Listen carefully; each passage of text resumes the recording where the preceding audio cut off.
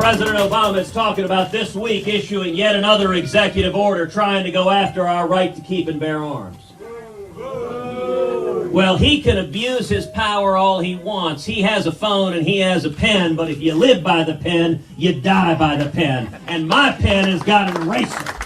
Senator Ted Cruz on the campaign trail in Iowa earlier today promising to fight President Obama's executive action on gun control. For his part, the president met with Attorney General Loretta Lynch to discuss his proposed executive action.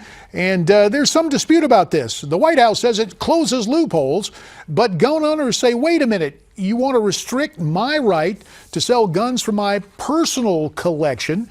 I'm not a big government guy. I'm not a big businessman. I just should have the right to sell my property to whom I want. Well, let's get in this in depth legally with the perfect guy to talk to. He's the professor of law at Harvard Law School and Newsmax contributor Alan Dershowitz, Skyping in from New York. Alan is the author of the new book. You got to love the title, Abraham, the world's first, but certainly not last, Jewish lawyer. Alan, Happy New Year. Great to have you back on Newsmax Prime. Before we get to the law and what's happening here, a quick check of a Gallup poll that I referenced earlier on this broadcast. Apparently only 2% of Americans think stricter gun control is a big problem. Given that lack of interest, aren't there some grounds for serious concern concerning the viability of the Second Amendment, that the president is taking a first step to profoundly change it in some way? Well, people who care about gun control care deeply, particularly people who don't want their guns taken away. They tend to vote as single-issue candidates. So even if a very large majority don't seem to be focused on that, that small percentage has disproportionate influence in their voting. And of course, Ted Cruz is right when he says if the president acts by executive agreement, a new president can undo everything he did by executive agreement. That's as true of the Iran deal as it is of any executive action on guns. But if the president does act under his executive authority, that authority will probably last for the next year. Well, and this is not benign. I mean, Congress took this up and deliberately through debate has left an exception for people selling firearms for their personal collections in terms of a property issue.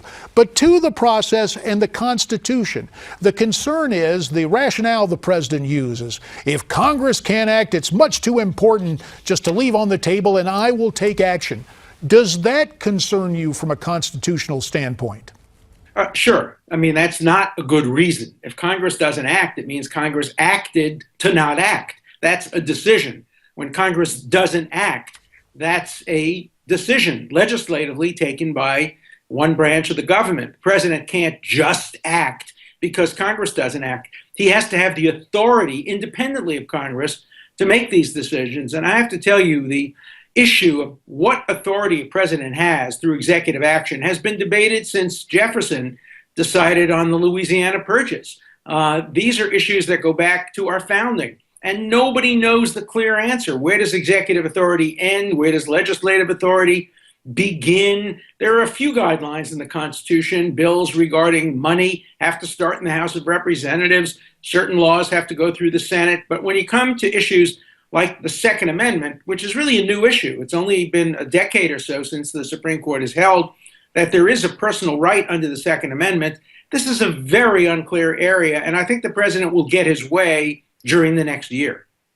Well, if he does so, again, it will certainly be another catalyst at the ballot box for those who are concerned about preserving Second Amendment rights. Alan Dershowitz, author of the new book, and again, I love the title, Abraham, the world's first, but certainly not last, Jewish lawyer.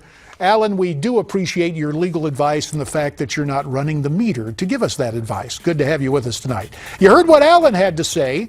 Agree or disagree? We'd love to hear from you. Best way to let us know what you think is to go to newsmaxtv.com/comments. Ahead, the rift between Saudi Arabia and Iran. We'll talk about it next.